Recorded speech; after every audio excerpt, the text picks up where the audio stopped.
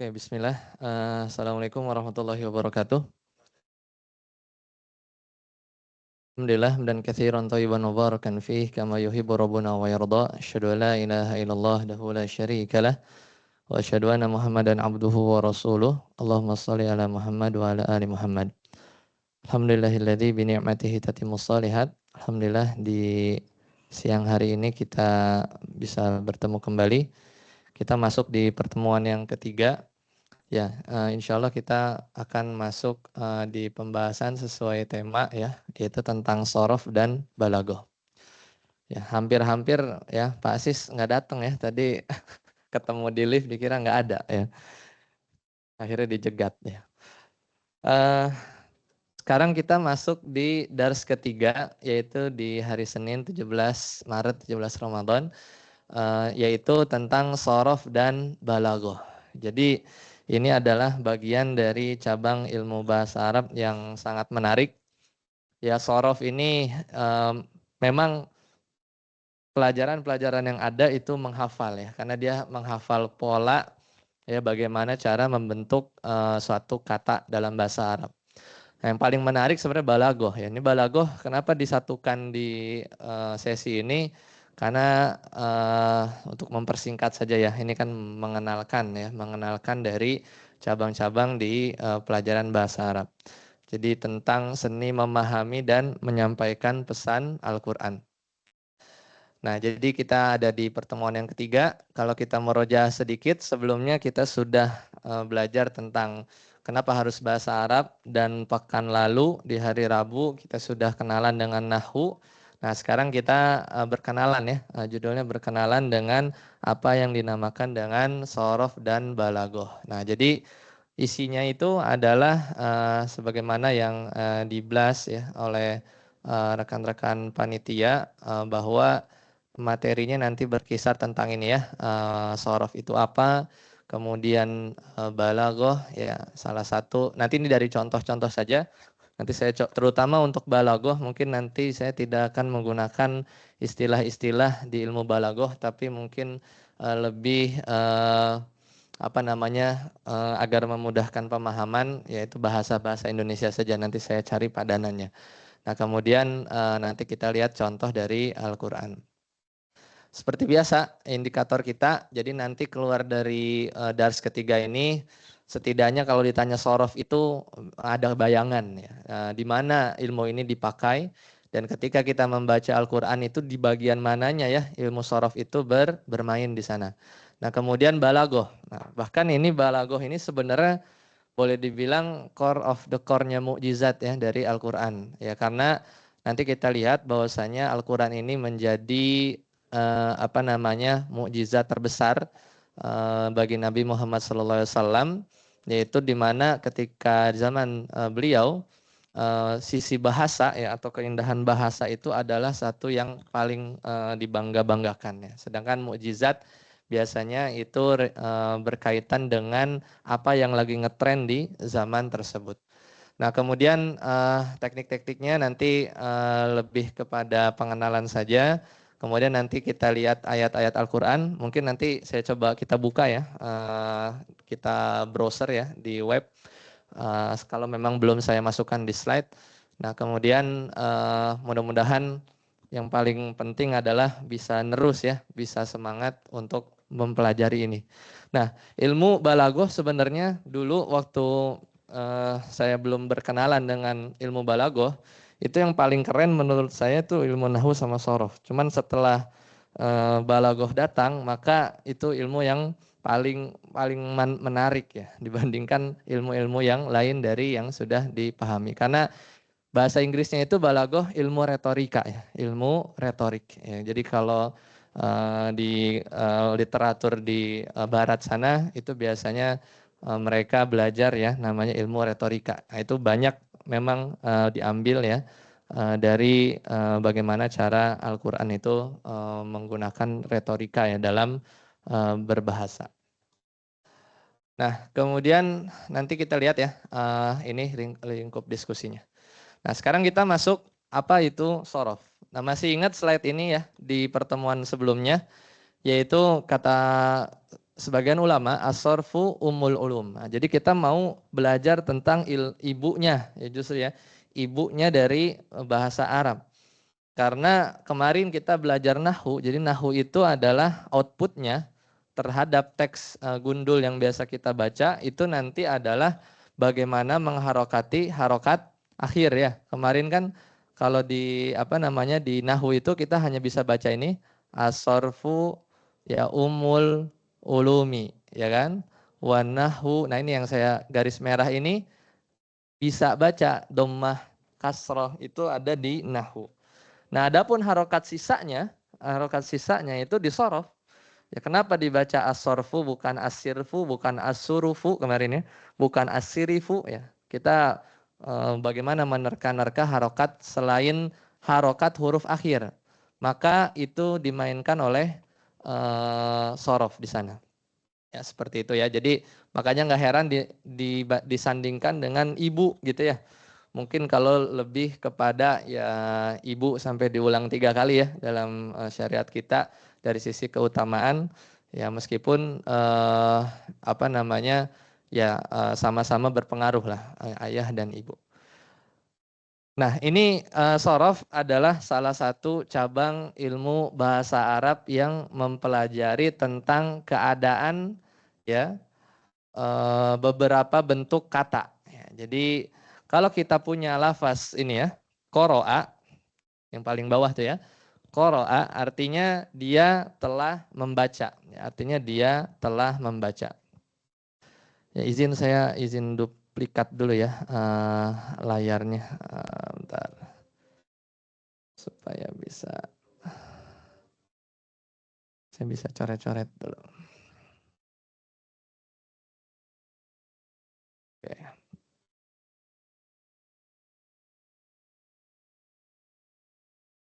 Sip. Nah, di sini bisa lihat ya. Jadi asal katanya dari qoro'a ya. Ada lafaz qoro'a. Yaitu artinya dia telah membaca. Kemudian kadang kita ketemukan dari kata yang sama menjadi yaqra'u. Nah, kadang kita ketemu juga di Al-Quran menjadi kiro'atan atau kiro'atun. Nah ini merubah dari kata qoro'a, yaqra'u, kiro'atan, Qur'anan itu ada di ilmu sorof. Jadi dia memang peranannya makanya dikatakan atau sepadan dengan ibu ya, as-sorfu umul ulum. Karena dia bisa membuat beberapa bentukan kata hanya dari satu kata saja. Nah, ini hebatnya ilmu sorof.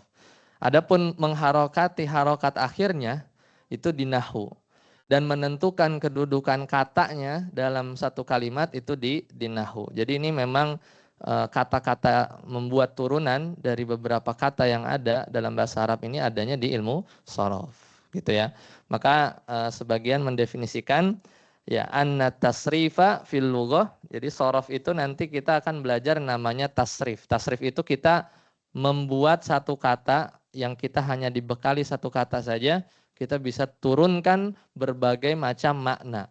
Makanya bahasa Arab itu adalah bahasa yang cost efisien ya di zaman dulu. Dengan 3 huruf ya kalau kita compare kemarin kan padanannya dengan bahasa lain itu bisa 15 huruf, 20 huruf untuk menghasilkan makna yang sama. Bayangkan nanti kalau dulu nggak ada percetakan, kertas mahal, kemudian kalau mau bikin buku itu satu yang sangat berharga karena harus ditulis. Kalau di copy itu bukan seperti kopian sekarang ya. Maka dengan kata atau huruf yang sedikit punya makna yang sepadan itu menghemat tinta ya, menghemat kertas dan menghemat waktu ya bagi orang yang jasanya dulu adalah tukang tulis atau tukang salin. Nah, dari sisi istilah, maka tasrif atau sorof itu nanti adalah kita mengubah tahwilul asli, itu mengubah kata asal, nanti kita contohkan, al-wahidi ila amthilatin mukhtalifatin, kepada bentuk kata yang bermacam-macam. 5 anin, untuk dengan maksud makna yang berbeda-beda. 5 anin maksudatin. Ya, la tahsulu illa biha. Tidaklah kita bisa dapat makna itu kecuali kita ubah ya di ilmu ini. Nanti kita akan lihat bagaimana cara merubahnya.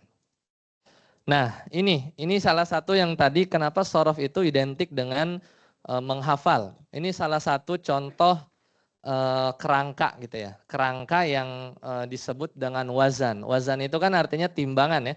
Jadi kita menimbang kata apapun di dalam kamus dalam bahasa Arab itu pasti berputar pada beberapa wazan yang nanti dipelajari di ilmu sorof.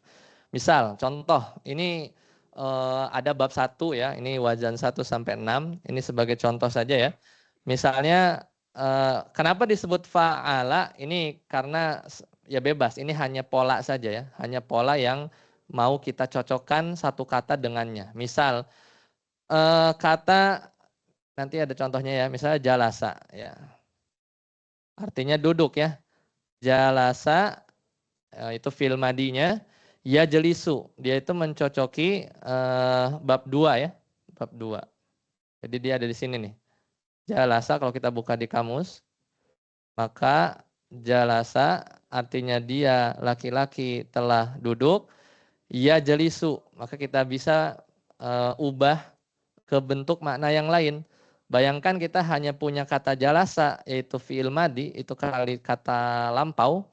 Kita bisa ubah ke fi'il mudhari yang maknanya kata kerja sekarang atau akan datang. Kemudian kita bisa ubah ke masdar. Masdar itu adalah mungkin simpelnya kata benda. Isim fa'il ini artinya pelaku. Isim maf'ul ini artinya objek.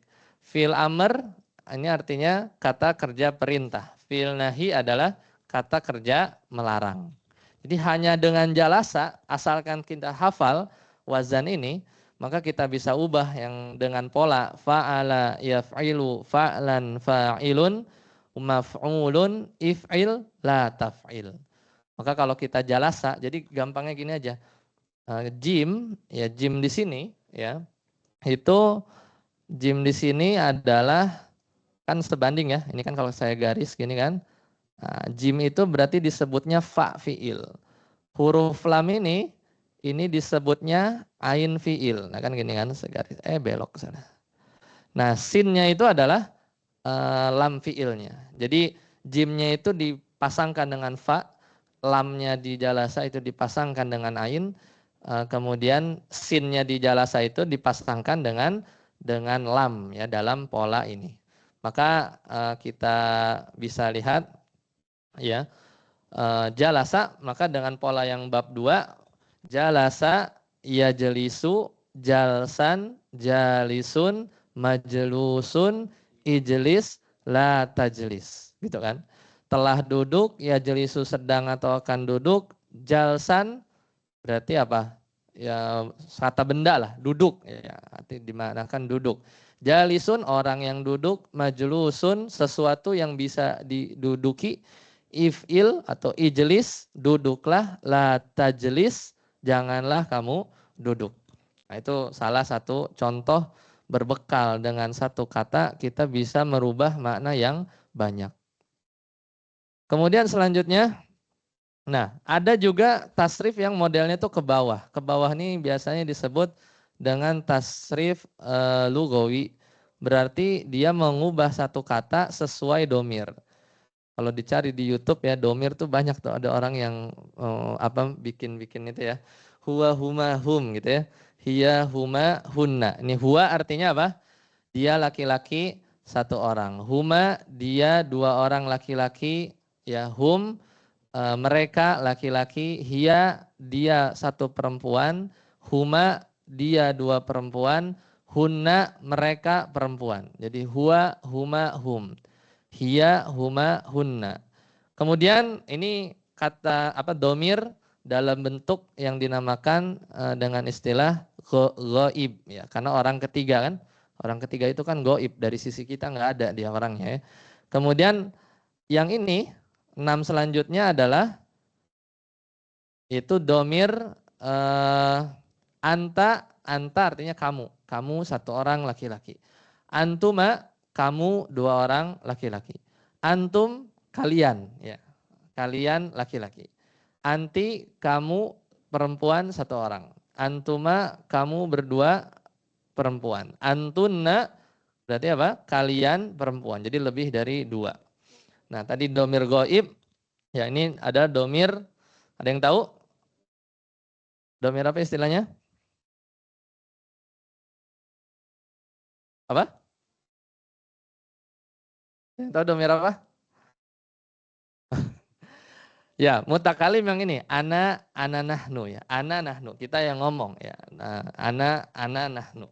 Jadi saya, nahnu, kami. Nah, berarti dengan contoh yang sama, kita punya misalnya tadi jalasa kan masuk di bab 2 ya. Kita bisa bikin. Berarti jalasa artinya dia satu orang laki-laki duduk. Kalau dia dua orang laki-laki duduk, jalasa. Mereka laki-laki duduk, jalasu. Dia perempuan satu orang duduk, jalasat. Ya. Dia dua orang perempuan duduk, jalasata. Ya. Kemudian mereka perempuan duduk, jalasna. Dan seterusnya.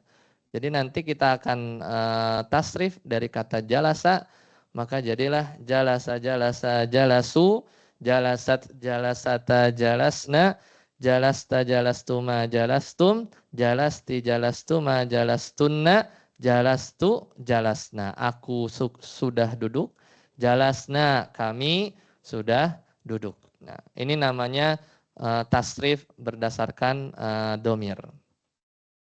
Seperti itu. Oke, nanti kita latihan saja ya, kita digging lebih jauh. Nah, sekarang ini bagian yang paling menarik ya. Balagoh. Apa itu balagoh? Ya, artinya itu secara bahasa artinya alusul, sampai. Jadi ketika kita berkata-kata ya, berretorika ya dalam bahasa apapun, kan yang penting itu makna yang kita sampaikan itu sampai kan kepada pendengar. Itu kan tujuannya. Sedangkan Al-Quran ini tentunya banyak pesan-pesan yang mau disampaikan. Ya, mau disampaikan kepada yang mendengar atau orang-orang yang diajak bicara. Maka di sini dalam hasanah di ilmu bahasa Arab ada yang dinamakan dengan ilmu balaghah. Ilmu balaghah itu apa? Ilmun yu'rafu bihi mutabaqatul kalami limuqtadal hali ma'a fasahatihi.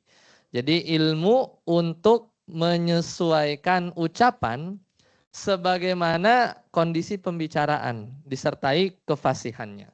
Nah, ini salah satu definisi. Jadi nanti balaghah itu ada tiga, ya, ada tiga apa namanya cabang pembahasan. Nanti kita akan lihat yang disingkat dengan MBB. Ya, MBB itu bukan maaf baru balas ya, tapi ma'ani, bayan dan badi. Nah nanti kita lihat. Ya, dan saya ilustrasikan mudah-mudahan bisa dengan mudah.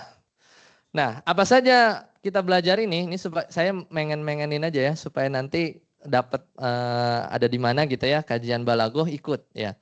Karena justru itu yang paling membuat kita bisa mentadaburi Al-Qur'an ya.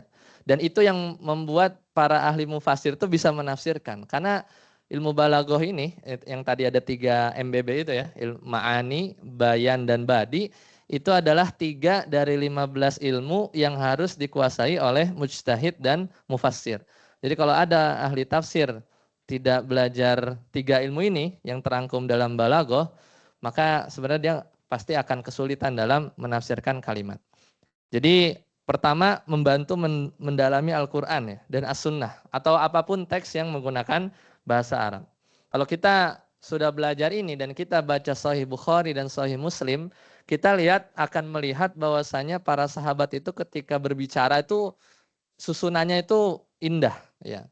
Kapan kita bisa merasakan itu kalau kita belajar lebih dalam ya bahasa Arabnya. Makanya di sini kita sebagai orang non ajam kadang kan atau kita sebagai yang mother language-nya adalah bahasa Indonesia punya cita rasa bahasa Indonesia yang mungkin nggak dipahami oleh orang luar atau bahkan bahasa daerah lah ya, bahasa daerah Sunda, bahasa yang lain Jawa dan lain-lain itu juga punya zauk ya, cita rasa yang berbeda yang hanya dipahami oleh orang yang menggunakan bahasanya tersebut. Nah, ini juga sama. Kita harus sedikit banyak mulai kenalan dengan yang namanya dengan ilmu balaghah. Nah, ini tadi ya.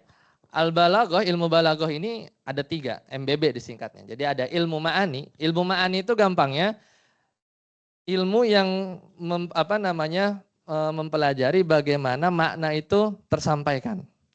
Jadi kita berbicara itu meaningful, ada maknanya. Kemudian bayan, setelah kalimat atau teks atau ungkapan itu punya makna yang meaningful, dia harus jelas. Jelas ini berarti kan ada objek yang lain, yaitu harus jelas didengar, dipahami oleh orang yang berbicara. Itu molesnya, kita poles bahasa kitanya itu di ilmu bayan. Jadi kita yang mengucapkan lafadz atau membaca teks itu pasti ada artinya karena ada mufrodat.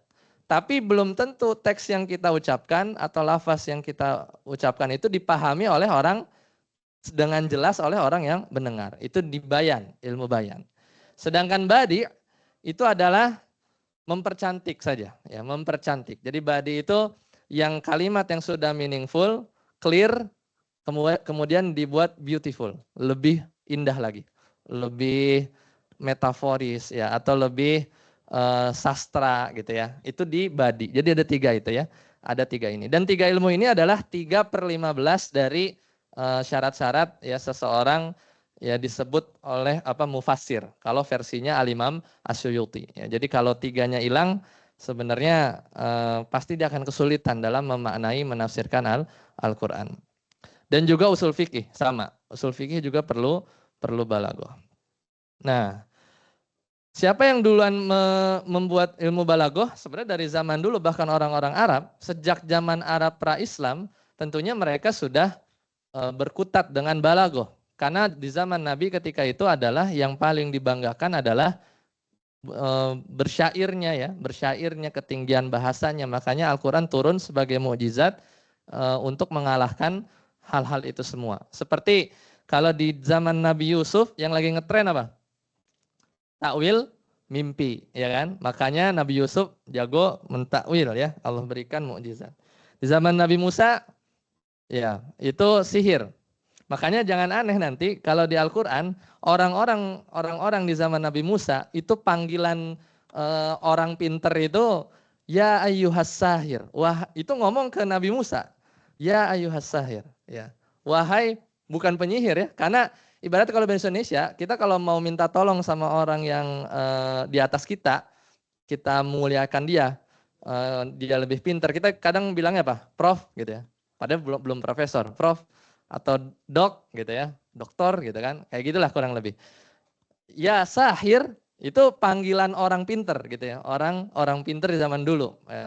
Sahir secara bahasa letterlek artinya penyihir ya, enggak, karena memang di zaman Nabi Musa ketika itu yang paling disegani itu adalah yaitu penyihir. Nah, makanya ketika diberikan mukjizat tongkat ya, dan itu bukan sihir, dan yang tahu itu sihir apa bukan ya penyihir, ya kan? Dan mereka mengakui bahwa yang tongkat berubah jadi ular itu bukan sihir, adalah mukjizat.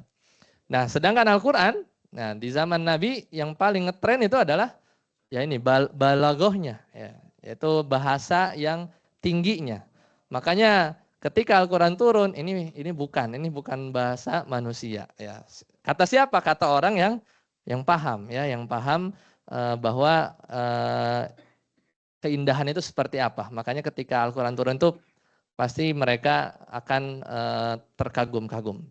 Nah, sekarang jadi ma'ani itu kalau kita bikin rumah ya, ini saya ulang lagi ya konsep dasarnya ya. Mudah-mudahan hanya mengenalkan 3 istilah ini karena banyak sekali istilah di balaghah. Ma'ani itu kebutuhan primernya lah. Misalnya kita membuat bangunan, itu kita susun batako kan persegi 4. Nah, itu ma'ani lah ya kita bikin ya, yang struktur awal. Adapun bayan itu kita bikin skat-skat. Kan kalau kita masuk rumah isinya kotak, bukan rumah, namanya aula kan. Tapi kalau ada kamar ya, ada WC, ada tempat tidur, nah, maka itu kemudian diplester ya dan lain-lain. Kemudian ada ada ruangan-ruangannya, itu namanya ilmu bayan. Nah, badi, nah ini adalah yang yang tersiernya, yaitu membuat rumah itu menjadi lebih cantik lah ya.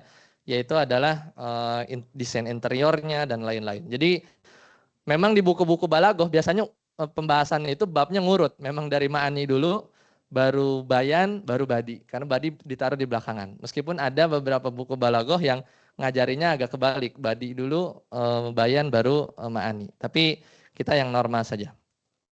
Nah, ini kita lagi membahas sedikit tentang dimensi ma'ani ya.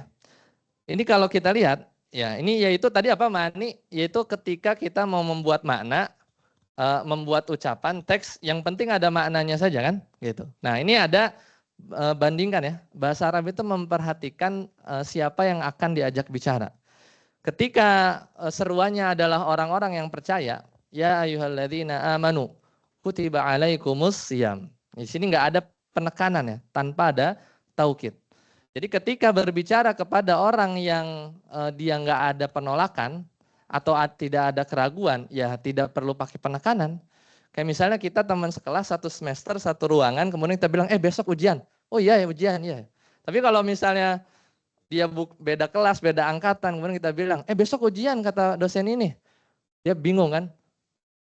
Karena ada ragu ya, ada muncul keraguan. Sampai dia swear beneran besok ujian. Nah itu kan pasti akan beda kan, akan beda penekanannya. Nah ini lihat, ketika Al-Quran berbicara kepada orang-orang beriman yang dia pasti percaya, kalau disuruh puasa ya puasa, ya kalau apa namanya di malam siam itu boleh berhubungan dengan suami istri gitu kan, dan seterusnya, maka nggak ada kata-kata taukid. Taukid itu penekanan, biasanya itu ada inna, ada sumpah, ada la, ya itu nanti kita lihat di contoh yang ini. Tapi kalau buat orang yang ngomong sama orang yang ragu, maka biasanya dikasih taukid. Karena dia defaultnya ragu. Maka dikatakan innahum, pakai inna. Innahum fityatun amanu bi rabbihim. Pakai inna ahadukum yajma'u khalqahu. Ya, pakai ada taukidnya ya. Atau bahkan wajib dikasih taukid. Kalau tadi ragu mungkin boleh enggak, boleh iya. Tapi bagusnya diberi taukid. Tapi kalau orang yang ingkari, maka wajib diberikan taukid. Ya, wajib diberikan taukid. Di sini fawarabbuka ya. Lanas'alanna, ini ada sumpah ya. Fawarabbika lanas'alanna ajmain. Ya, jadi di sini ada sumpah untuk menekankan ya. Kemudian di sini ada taukid. Nah, ini taunya dari mana? Memang harus belajar nahwu dan sorof dulu ya. Tapi mudah-mudahan sebagian ada yang pernah kenal ya. Ada ajmain ini juga taukid. Ya, jadi penekanan itu sampai 1, 2, 3. Amma kanu ya'malun. Ya, seperti itu kalau kita berbicara kepada orang yang mengingkari. Nah, bandingkan. Ini surat apa nih? Yasin ya. Inna ilaikum mursalun. Ya, jadi apa namanya? Dia orang yang nerima. Tapi ketika dikasih tahu inna ilaikum mursalun, sungguhnya buat kalian itu ada rasul gitu ya. Kemudian orang-orang kafir ketika itu nolak ya, mengingkari. Makanya di ayat selanjutnya Rabbuna ya'lamu inna ilaikum lamursalun. Ditambahin inna ya. Ditambahin inna. Ini adalah salah satu contoh ya perubahan-perubahan kata di Al-Qur'an yang dia itu tergantung dari konteks yang sedang diajak bicara. Nah, ini coba ada yang hafal surat ini? Surat apa? Ya, wa rafa'na laka dzikrok. Ini surat Al-Insyirah turun buat Nabi Muhammad SAW. Itu ketika beliau sangat berat kondisinya. Kemudian kata Allah, ibtidai, ini enggak ada ragu. Wa rafa'na laka dzikrok. Dan kami tinggikan bagi engkau ya Muhammad dzikrok, penyebutanmu. Siapa satu nama di dunia ini yang selalu disebut-sebut kecuali Nabi Muhammad SAW. Ini Nabi Muhammad enggak ragu lah, pasti tidak ada keraguan. Wa rafa'na laka dzikrok. Tapi ketika dikatakan mulai ragu, tapi ragu di sini tidak sampai kufur ya. Kemudian dikatakan bersama kesulitan ada kemudahan. Itu langsung pakai inna. Fa inna ma'al usri yusron. Fa inna ma'al usri yusron. Jadi dikasih penekanan karena untuk mempercayai bahwasannya barengan dengan kesulitan itu ada kemudahan tuh orang udah ragu. Mana nih kemudahannya mana? Nah, apalagi dikatakan bersama satu kesulitan itu kemudahannya ada 2. Itu ditambah lagi kan. Inna ma'al usri yusron. Kata para ulama, al-usr di sini kan maknanya adalah kesulitan. Dan di sini adalah bentuk katanya ma'rifah ya, pakai alif lam. Al-usr. Maka kata para ulama, isim ma'rifah di ayat sebelumnya dan al-usr di ayat setelahnya ini barangnya sama ya. Jadi kalau pakai alif lam, maka al-usr di ayat yang ini dengan al-usr yang di ayat yang ini ekivalen, sama. Ya, sama. Sedangkan yusron ini nakiroh, itu tidak spesifik, kemudahan. Nah, maka ketika dibentuk dalam kata bentukan nakiroh yang tidak spesifik, maka ini memberikan faidah bahwasanya kemudahannya itu sesuatu yang lain. Maka kesimpulannya gimana? Fa inna ma'al usri yusron. Bersama kesulitan ada kemudahan. Inna ma'al usri, bersama kesulitan yang itu, yang sama, yusron yang lain. Ya, jadi kata Ibnu Abbas, dalam satu kesulitan itu ada dua kemudahan. Maka kata beliau, tidaklah mungkin ya dua kemudahan dikalahkan dengan satu kesulitan. Enggak logik kan? Enggak logik. Ya, makanya tinggal memang kita percaya atau tidak ya, dan bersabar atau tidak dalam kesulitan yang ada ya. Nah, bayan ya, di sini nanti kalau di bayan kita akan belajar tentang tasbih ya. Ada belajar tentang isti'arah badi ya. Itu ada pelajaran tersendiri. Baik, waktu tinggal 4 menit. Sekarang kita coba latihan. Yang bisa dapat hadiah ya, dapat hadiah kayak biasa.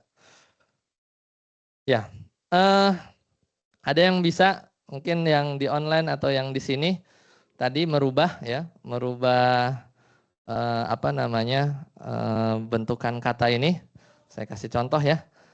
Saya coba exit dulu. Oke, siapa yang di sini mau nyoba nomor 1?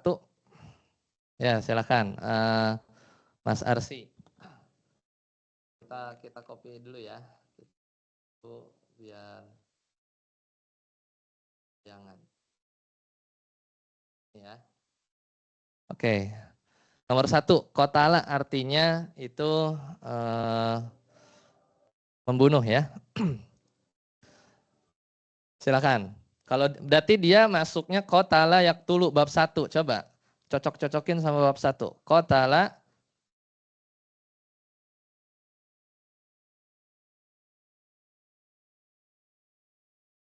Ya, barakallahu fiik. Ya, jadi qatala yaqtulu qatlan qatilun maqtulun uktul la taqtul. Yang kedua, ada yang mau nyoba ibu-ibunya atau di yang online? Siapa yang mau nyoba? Yang kedua, akala artinya makan. Silakan, coba nih Mas. Akala. Akala yakulu, dia bab 1 juga sama. Akala, silakan. Yakulu, bab 1. Dicocokinya itu sama bab 1. Akala yakulu, silakan. Akala yakulu, aklan, terus akilun, makulun. Kalau ngikutin persis ukul ya, tapi dia biasanya dikul ya. Kul itu artinya makan. La takul, ya, la takul. Nah, ini karena ada hamzah di depannya. Ada yang mau coba lagi? Hadoro nomor 7. Silakan yang mau. Hadoro yahduru. Hadoro yahduru. Siapa? Silakan, Pak.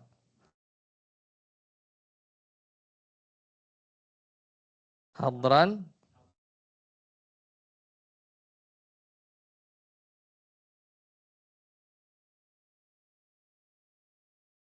La tahdur. Makanya ya orang-orang yang hadir disebut apa? Hadirun. Hadir bahasa Indonesia ya, dari isim fa'il dari kata hadoro ya. Demikian ya, itu salah satu contoh latihannya. Ya, mudah-mudahan bisa bermanfaat. Insya Allah ketemu lagi di hari Rabu, pertemuan terakhir. Kita full, nanti kita coba mungkin saya kopikan ya yang offline, satu teks yang kita nanti bawa pulpen ya. Kita coba harokati bersama. Demikian sedikitnya, mudah-mudahan bisa bermanfaat. Mohon maaf bila ada kesalahan. Saya akhiri. Subhanakallahumma bihamdika asyhadu an la ilaha illa anta astaghfiruka wa atubu ilaik. Wassalamualaikum warahmatullahi wabarakatuh.